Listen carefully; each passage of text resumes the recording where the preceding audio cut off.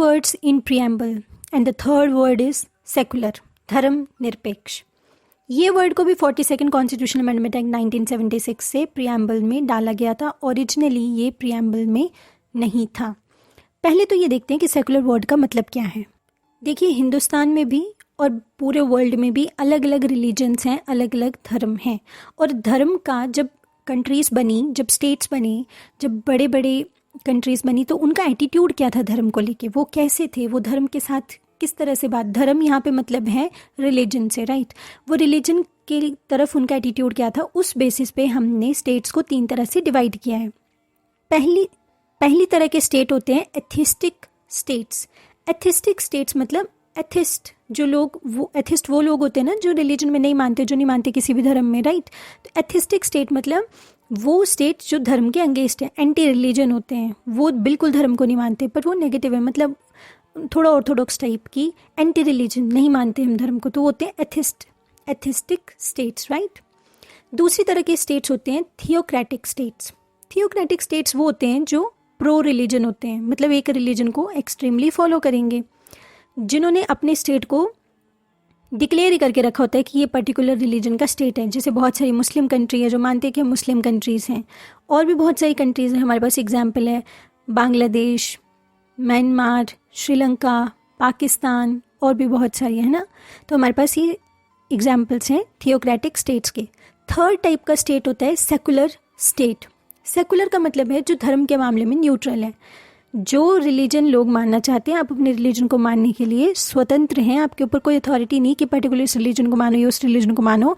लेकिन as a state हम किसी भी रिलीजन को प्रमोट नहीं करेंगे, हम उस विषय में न्यूट्रल हैं, और ये है एक सेकुलर स्टेट, जैसे यूएसए है और इंडिया है, राइट।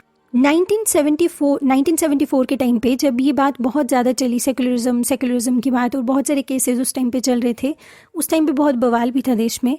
तो एक केस की ड्यूरिंग सुप्रीम कोर्ट ने बोला था कि ऑल्दो हमारे कॉन्स्टिट्यूशन में ये टर्म मेंशन नहीं है कि हम सेकुलर स्टेट हैं, लेकिन इस बात में कोई डाउट भी नहीं है कि जो हमारे कॉन्स्टिट्यूशन मेकर थे वो एक ऐसा ही देश चाहते थे जो धर्म के मामले में न्यूट्रल हो। क्यों? सुप्रीम कोर्ट बिना किसी चीज़ को कोर्ट किए, बिना किसी ऐसी हवा में बातें नहीं करता, इसलिए वो सबसे बड़ी बॉडी है जस्टिस की, राइट। तो सुप्रीम कोर्ट ने बोला कि नो डाउट कि हमारे कॉन्स्टिट्यूशन मेकर्स यही चाहते थे कि हम एक ऐसा देश बनाएं जो धर्मनिरपेक्ष हो, जो सेकुलर हो। और ये क्यों बोल रहे हैं? क्योंकि 25 से लेके 28 तक का आर्टिकल जो फंडामेंटल राइट्स में मेंशन है, जो हमारे पास फंडामेंटल राइट्स हैं कॉन्स्टिट्यूशन में मेंशन, उनमें आर्टिकल 25 से लेके 28 तक हैं जो हमें देते हैं right to freedom of religion. Right to freedom of religion we have in article 25 to 28, right. इसीलिए जो कॉन्स्टिट्यूशन मेकर्स थे वो चाहते थे कि एक सेकुलर स्टेट बने।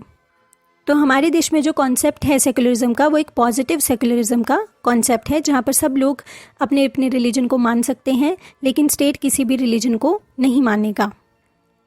A quick revise, secular word धर्मनिरपेक्ष, ये वर्ड ऐड किया गया था, ओरिजिनली कॉन्स्टिट्यूशन में नहीं था। 42nd कॉन्स्टिट्यूशन अमेंडमेंट एक्ट 1976 से इसको एंटर किया गया था, और हमारा देश जो है वो मतलब सेकुलरिज्म, जो सेकुलर वर्ड है वो प्रियम्बल में अब मेंशन है।